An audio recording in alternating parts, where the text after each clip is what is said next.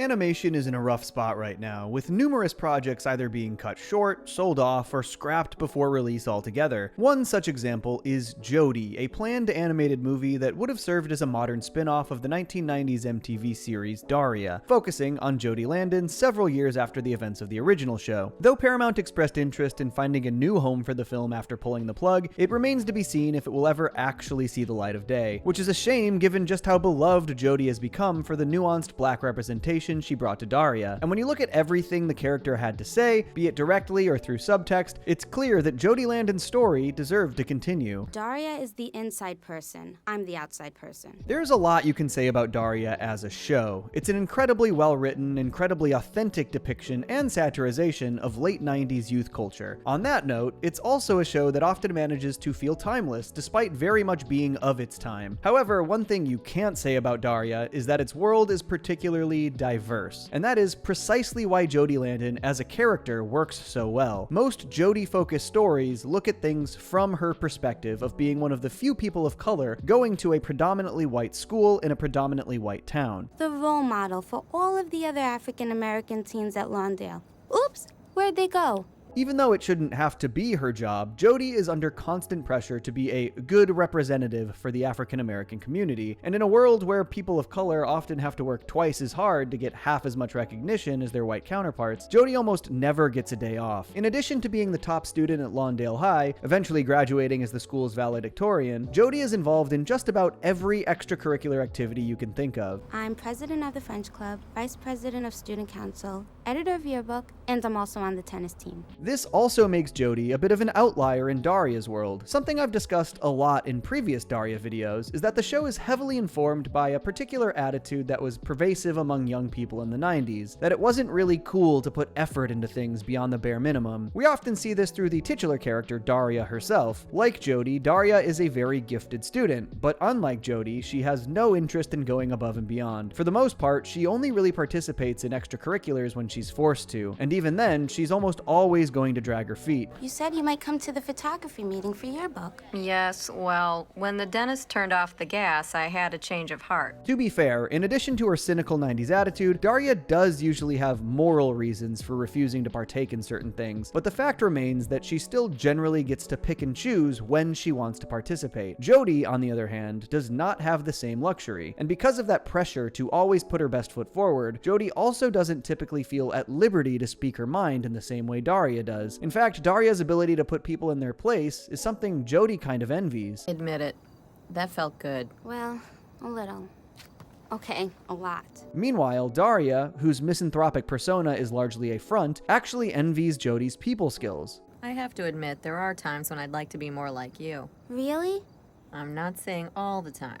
To that end, while Daria and Jodie definitely butt heads on a couple of occasions, they agree on a lot more than you might think. Jodie knows just as well as Daria that a lot of the things they're expected to take part in are pretty tacky. The difference is that Jodie at least tries to find a silver lining, contrasting Daria's pessimism. You realize your negative approach to everything is self-defeating, right? For example, in the season 2 episode, I Don't, Lawndale High holds a bridal expo as a fundraiser. Now, Daria was never going to participate in this, seeing as how she has her own wedding-related drama to deal with in this episode, but she still takes the time to point out that this sort of thing sends a terrible message to high schoolers. And while Jodie feels the same way, she actually goes along with it because it'll help raise money for more important things around the school. She knows it's going to happen with or without her, so she might as well look on the bright side and bolster her college resume in the process. It really speaks to that life of compromise she feels she has to live. It's a fundraiser for extracurricular activities. I wonder what kind of extracurricular activities would lead to a wedding. This attitude carries over to Jodie's racial identity as well. One of her most famous moments comes in the season 4 episode, I Loathe the Parade, where we see that she and her boyfriend Mac have been elected homecoming king and queen. They're not particularly thrilled by this though, as they view the whole thing as an act of cheap tokenism. It completely makes up for the town's utter lack of diversity, in my mind.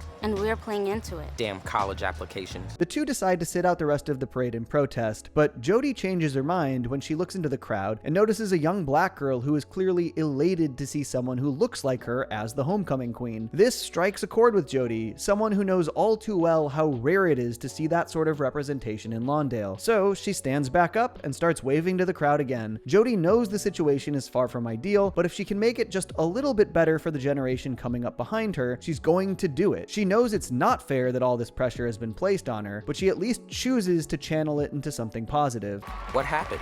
Oh, what the hell? We may be tokens, but we're damn good-looking ones. Can't argue with that. But while we're here, it's important to look at exactly where a lot of that pressure is really coming from. Because of where Jodie lives, that being a mostly white, fairly affluent suburb, she's obviously under a lot of societal pressure to conform to that model minority archetype. That said, a lot of the pressure Jodie feels to be the perfect college-ready student is actually coming from under her own roof. My parents make me spend my entire summer doing volunteer work that'll look good on my college application. A big part of the reason Jodie never gets a day off is because her parents would never allow it, especially not her father, Andrew. I'm actually going to talk a lot about Andrew here. If you've seen some of my previous Daria videos, you'll know that looking at these characters' parents and examining how they were raised can tell us a lot about them. I know, huge shocker. You must be Jodie's parents. Why do you say that?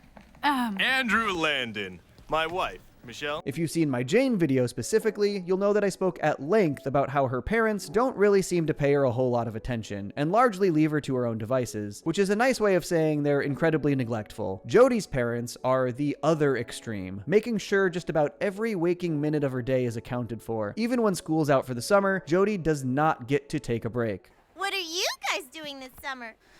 2 internships, volunteer community service, a part-time job, and in my spare time, golf lessons. The reason Andrew Landon in particular is so obsessed with his daughter being so unrealistically well-rounded has a lot to do with his own place in society. Andrew is what we call nouveau riche, which means he's someone who recently became wealthy and wants to make sure everyone knows it. He's sort of Jay Gatsby-esque in that way. He may not be throwing extravagant parties day in and day out, not that we see anyway, but he undeniably likes to make a show of his newfound status as a member of Lawndale's elite. Oh, you're parking your Jag out there. Little gift I bought myself after hitting the big figures. Andrew is also actually quite conservative-leaning. His big claim to fame, the thing that made him his money, is the fact that he's the creator of the folding coffee cup. And because he found success thanks to his own invention, he seems to have fully bought into the whole bootstrap mentality. It's also implied that he's not entirely ethical when it comes to keeping his fortune. Those damn welfare cheats. Thank God for creative accounting, or I'd be spending half my net supporting those couch potatoes. This is where the generational divide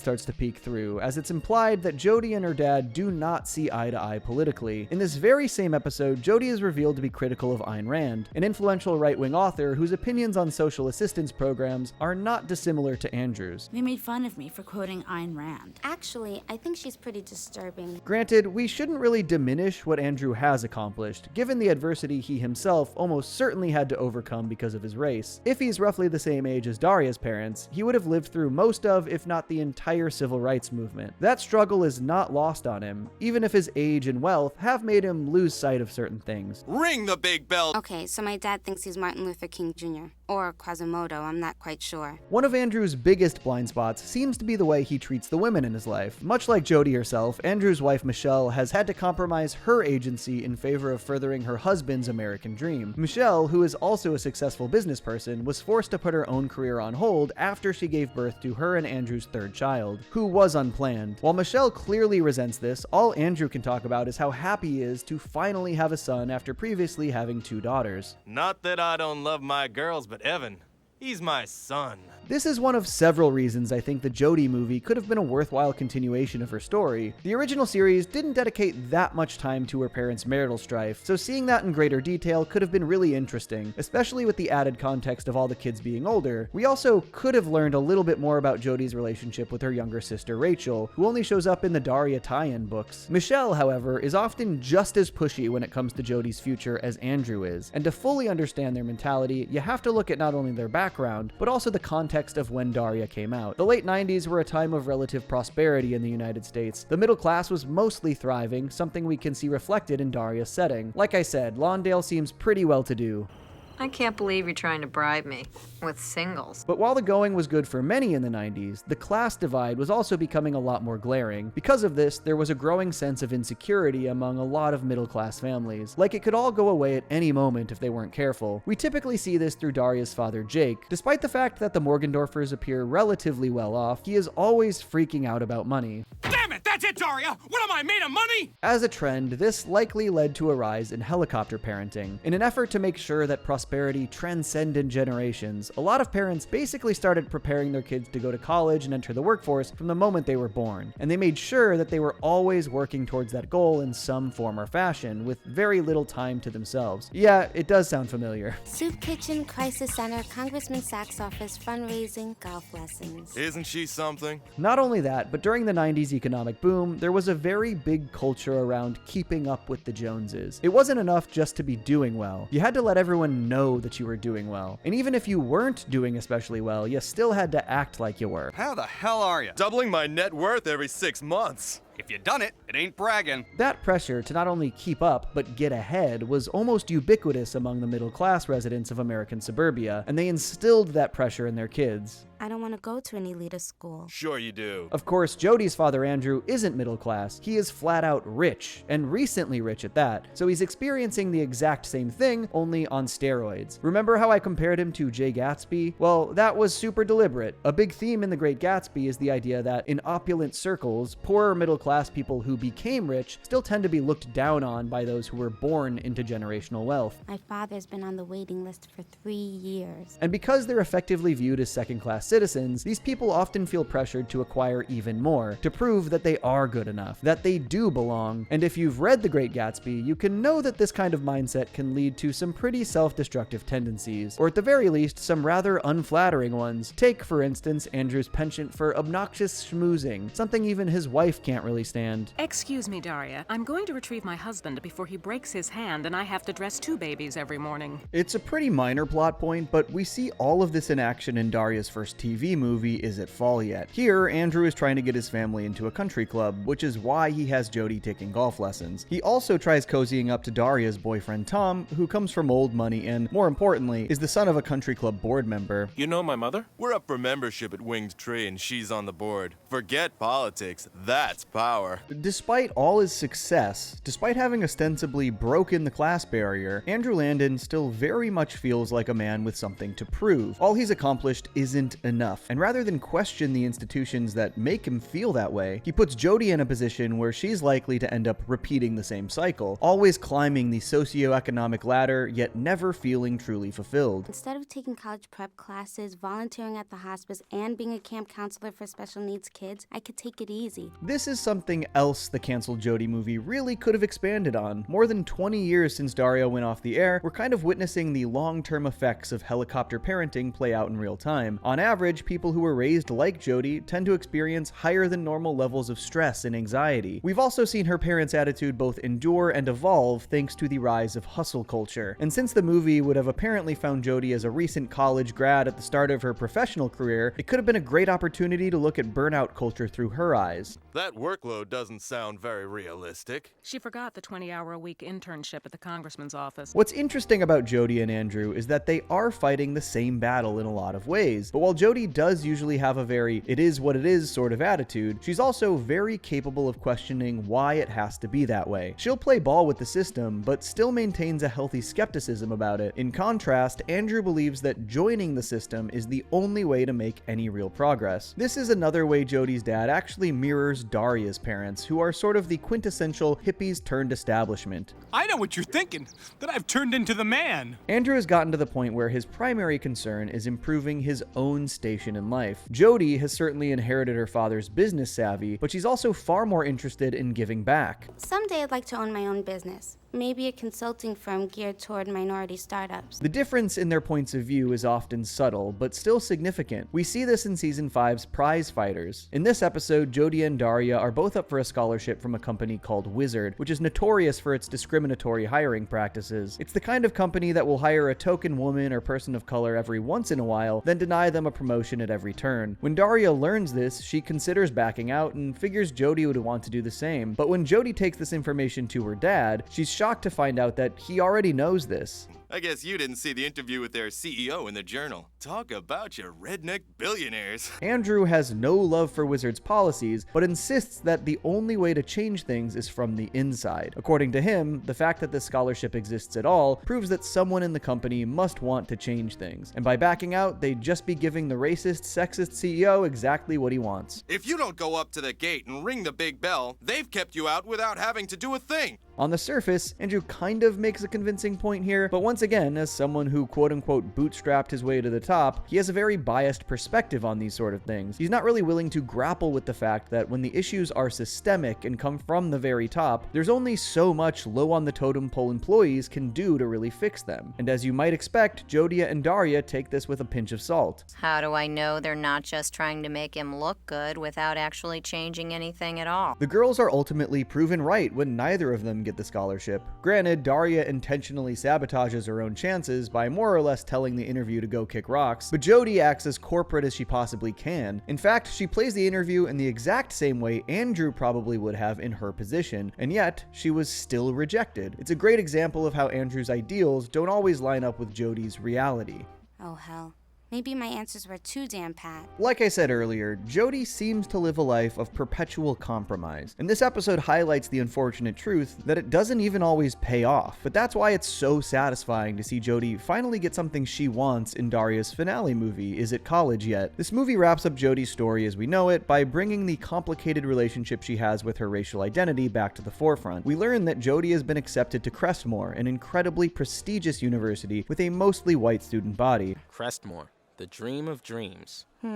What's wrong? However, Jodie would much rather go to Turner, a historically black college that both her father and grandmother attended. Jodie knows that if she goes to Crestmore, it's just going to be high school all over again, only with even more pressure, constantly having to play the model minority role, constantly having to be the perfect student, all with no guarantee that she'll get the recognition she deserves for it. I'm tired of being in the extreme minority, and I don't want to go to a place where people might think I got in just because I'm African American. Jodie sees going to a mostly black school as a way to finally take some of that pressure off and just relax for a while. As you've probably already figured out though, that's not really gonna fly with her parents. You want to go to college to relax? That doesn't sound like my honor society daughter. Andrew and Michelle are dead set on Jodie going to Crestmore, but while Andrew can often come off as being really out of touch and motivated by his own self-interest, this is an instance where we can really sympathize with where he's coming from. You went to a black high school and then to Turner. Because I had to. Andrew went to school during segregation. Going to a school like Crestmore wasn't even an option for him. He wants his daughter to take advantage of the opportunities he never had at her age. Like I said, the struggle isn't lost on him.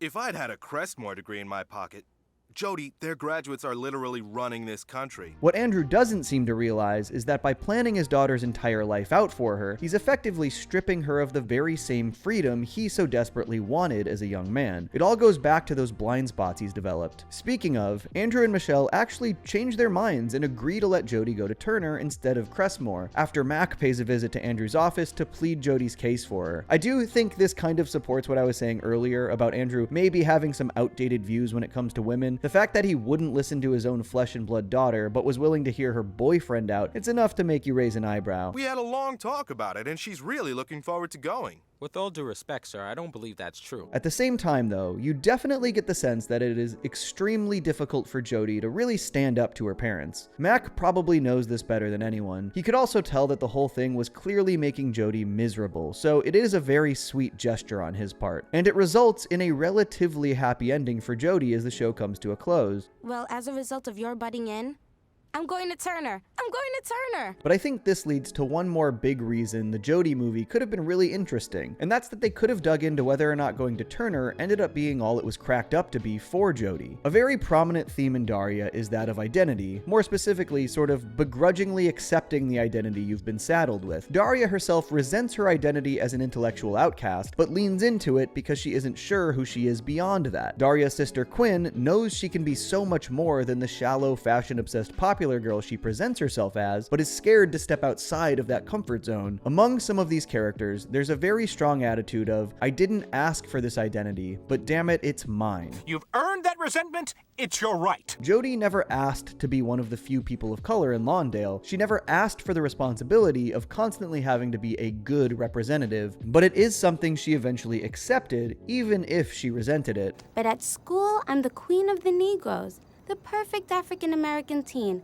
Going to a black college like Turner could have definitely offered Jodie a nice reprieve from that unfair pressure, but still, it's also possible that it could have challenged Jodie in new ways that she hadn't experienced growing up in Lawndale, things that could have been really interesting to see explored in the ill-fated Jodie follow-up. The Jodie movie could have explored who Jodie really is, not who her parents want her to be, not who society wants her to be, but who she wants to be. When Daria's 5-year run came to an end in 2002, Jodie was right on the cusp of claiming that agency that has all too often been just out of reach for her. And more than 2 decades later, we may have missed out on the chance to see that be fully realized. Many years from now, I'm sure we will look back on our days at Lawndale High with a great fondness for what once was and will never be again. At this stage, we can't really say for sure what the Jodie movie would and wouldn't have gone into. We do have a decent amount of info about the movie, including the full voice cast, character descriptions, and a simple synopsis, but unless more comes to light, only those involved in the project really know those details. Still, while we don't know if the movie would have necessarily lived up to its potential, the creatives involved at least deserved to try, and certainly didn't deserve to have the rug pulled out from under them in the way that they did. Despite how much time has passed since Daria's original run, Jodie is a character who has continued to resonate with audiences, and the people involved in her scrapped movie clearly recognized that. It's just a shame that the higher-ups couldn't really see that too. Despite all the project had going for it, it just wasn't enough, so, you know, I guess life imitates art sometimes. Well, you may be overstating things a little, but I get your point. As much as it may have deserved to, Jodie Landon's story may not get to continue. But hey, she's someone who always liked to look on the bright side of things, and what we're left with is a character who was nuanced, well-written, and above all, helped people feel seen.